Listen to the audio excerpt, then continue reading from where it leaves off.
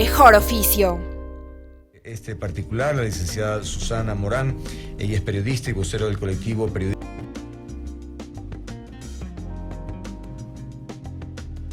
De ellos, esa última prueba de vida que nos quedó en la memoria, verlos a los tres en cada...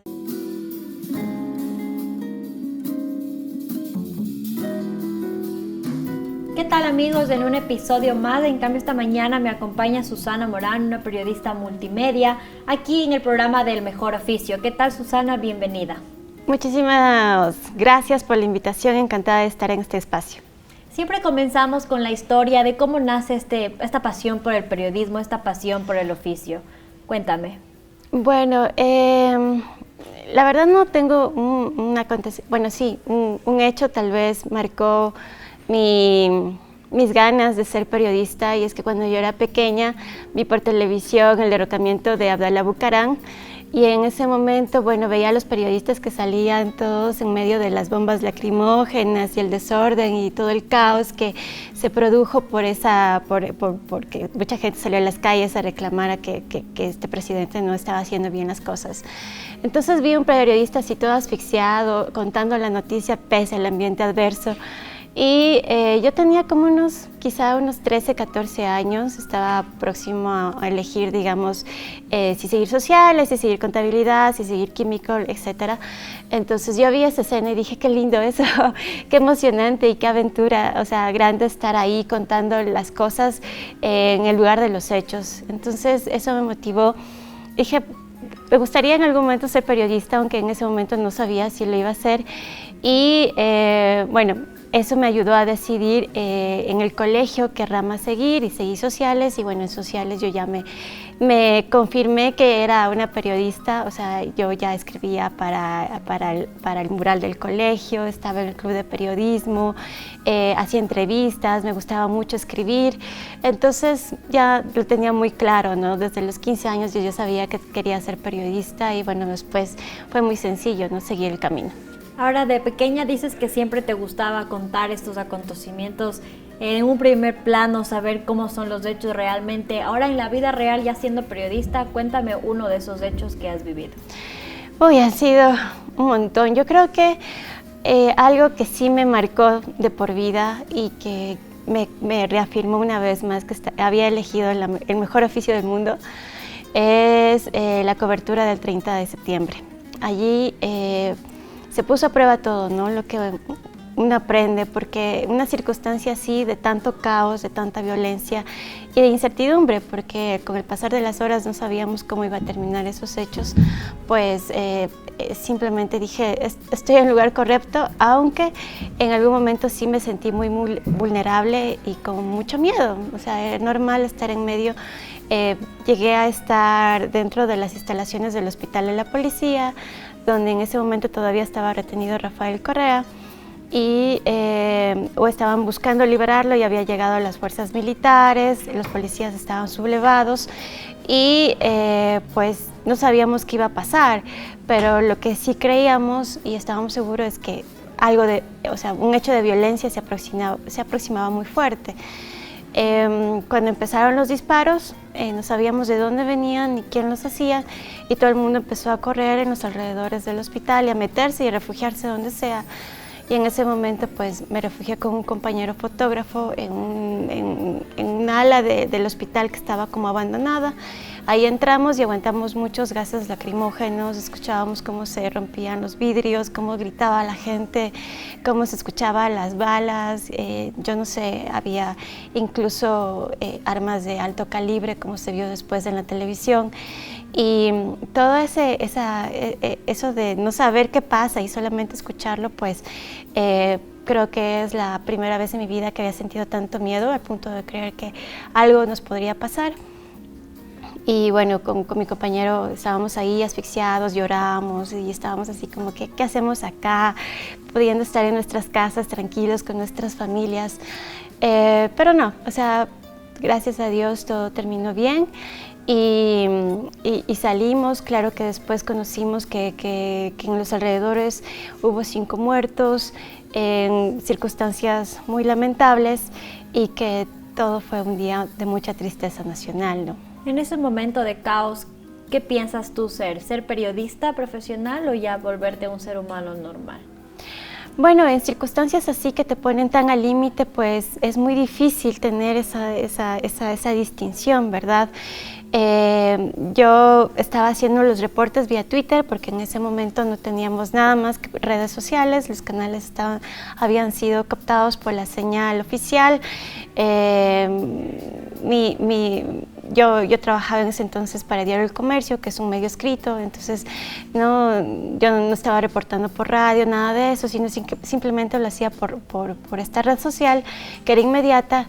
Y bueno, yo estaba sola prácticamente en la cobertura, ¿no? Cuando uno está en un medio formal, digamos, tradicional, tú tienes el editor que te revisa y luego hay, digamos, como tus compañeros de redacción que también te ayudan a verificar la información o comentas y todo eso. Ese proceso cuando estás en la calle en una circunstancia así no pasa, o sea.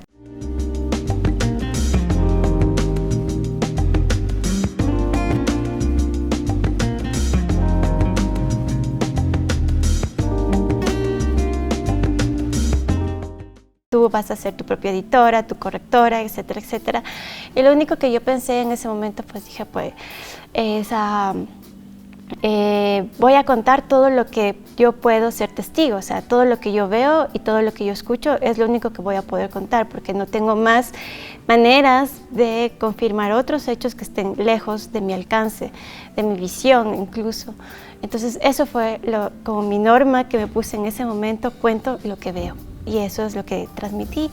Y bueno, hubo errores evidentemente porque somos seres humanos, en un momento me puse muy digamos, muy sensible y no sé, o sea, pedí a la gente que recen por todos porque estábamos en una situación de una violencia insólita que jamás lo habíamos vivido. Entonces, evidentemente, a veces lo humano no deja de estar porque es una situación que te pone al límite.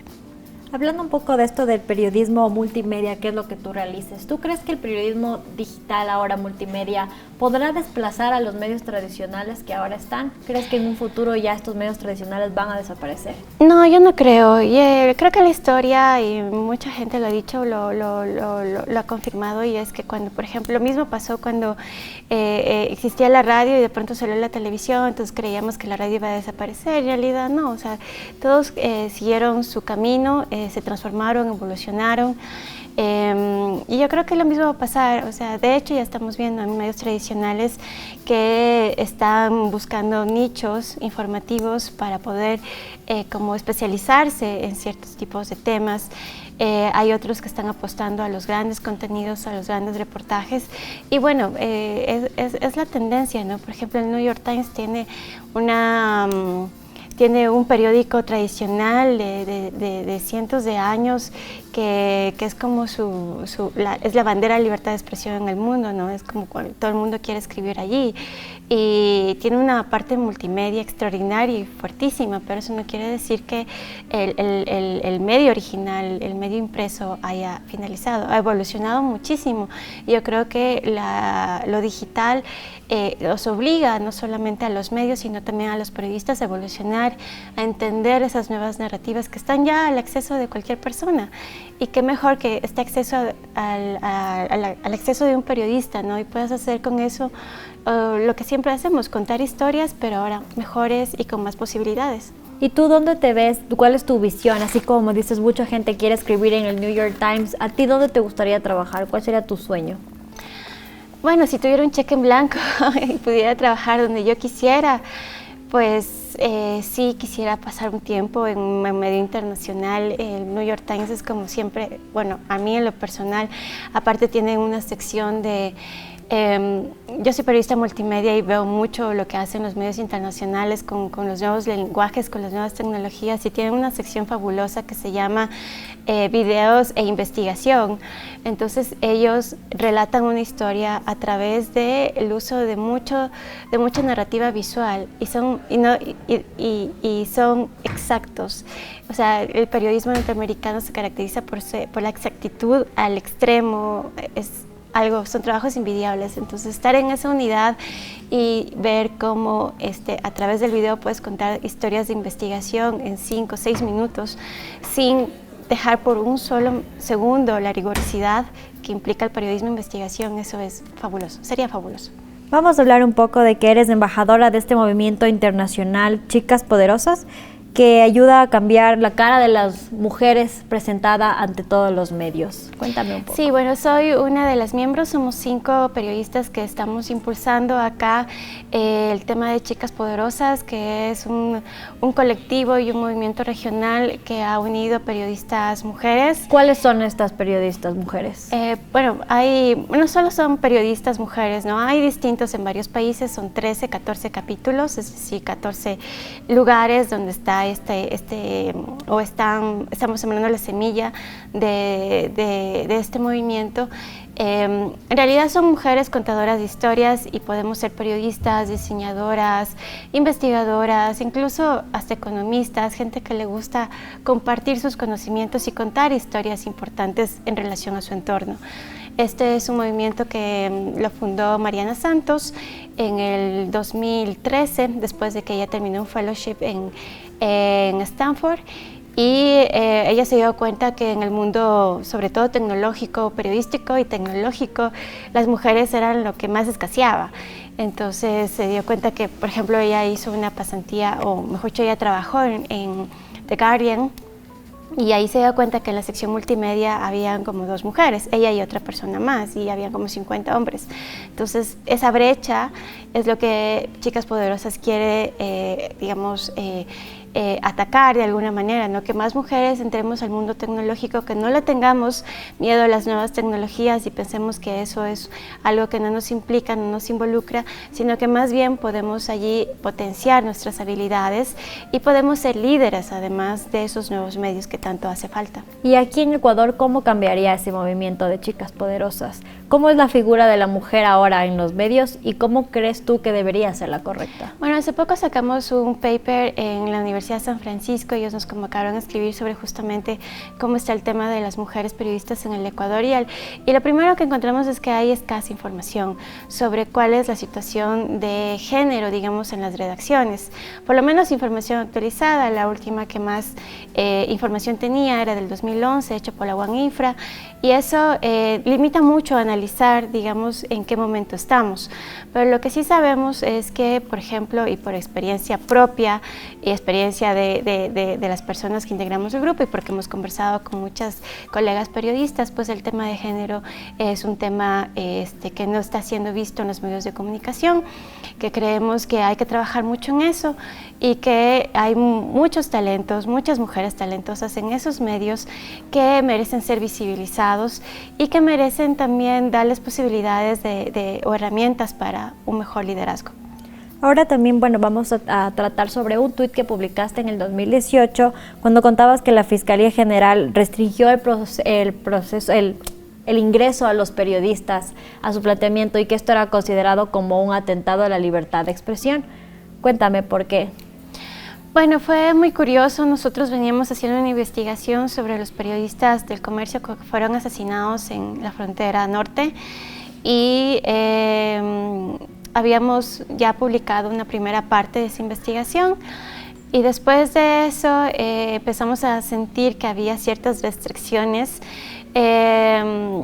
no solo con nosotros, sino con los medios en general. ¿Cuáles eran esas ciertas restricciones? Esas restricciones, por ejemplo, nosotros teníamos acceso directo a los fiscales, no para hacer entrevistas, sino para que ellos nos guíen y nos tengan al tanto del avance de las investigaciones de muchos casos complicados de corrupción y de tema de crimen organizado, como el que menciona en la frontera.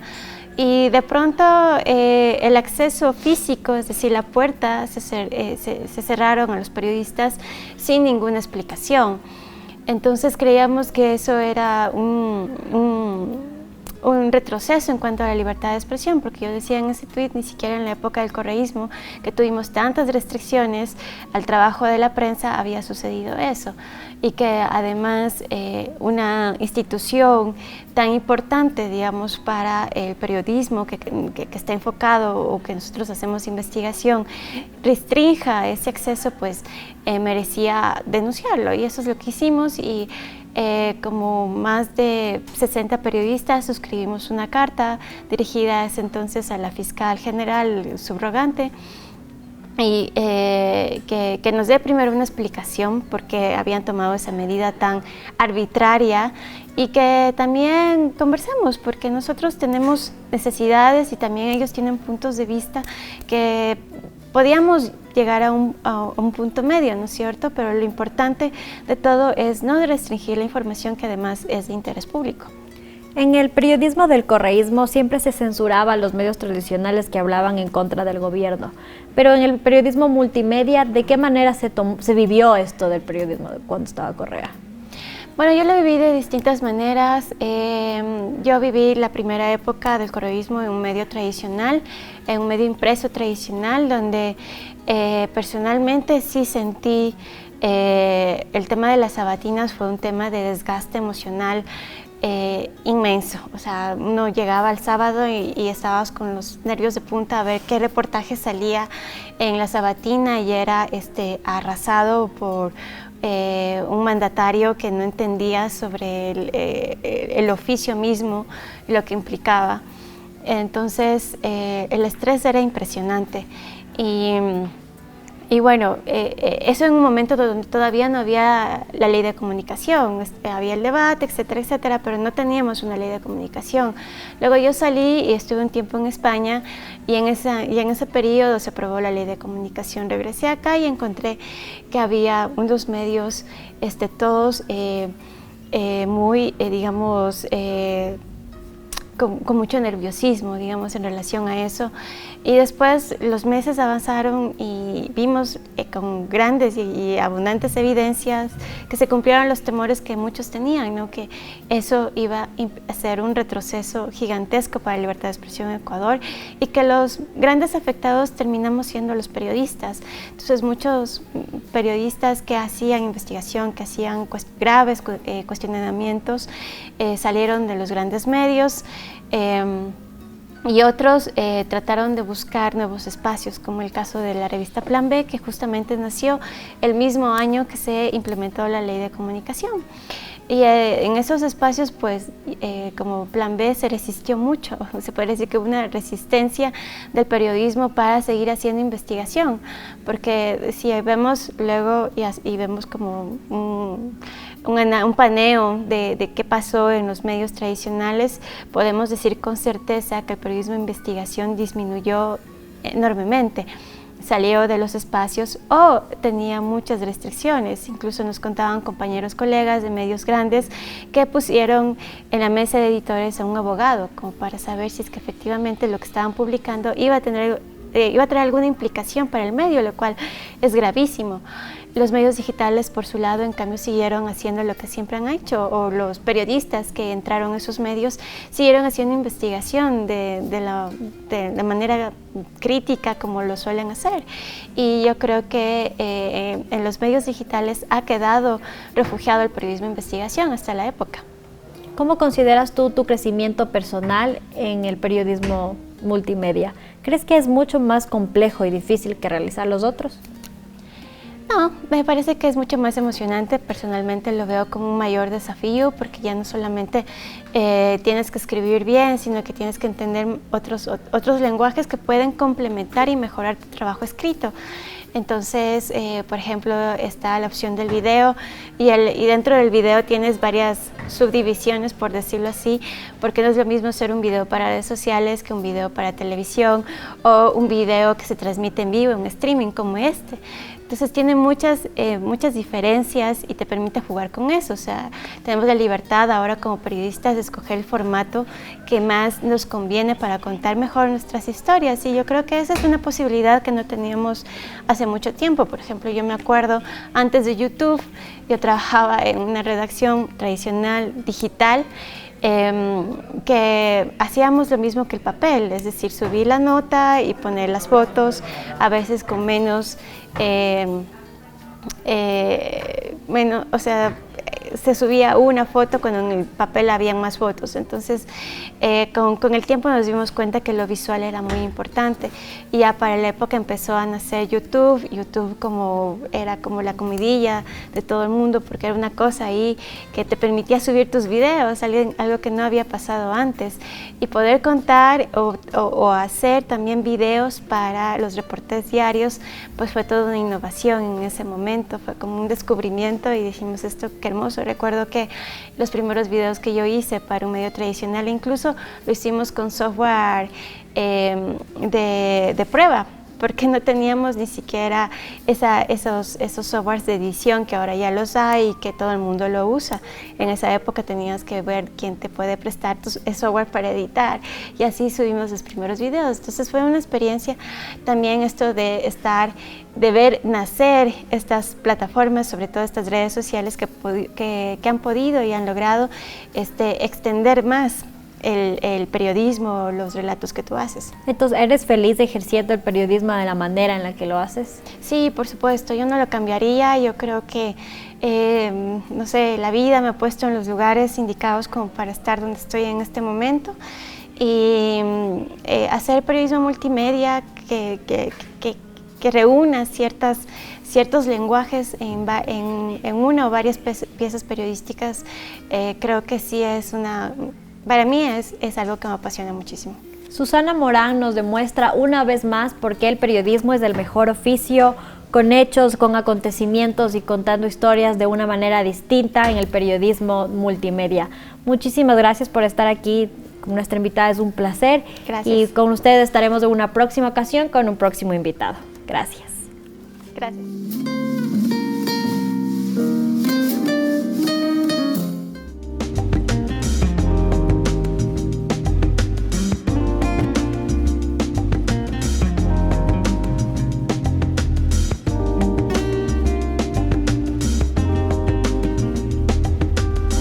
El mejor oficio.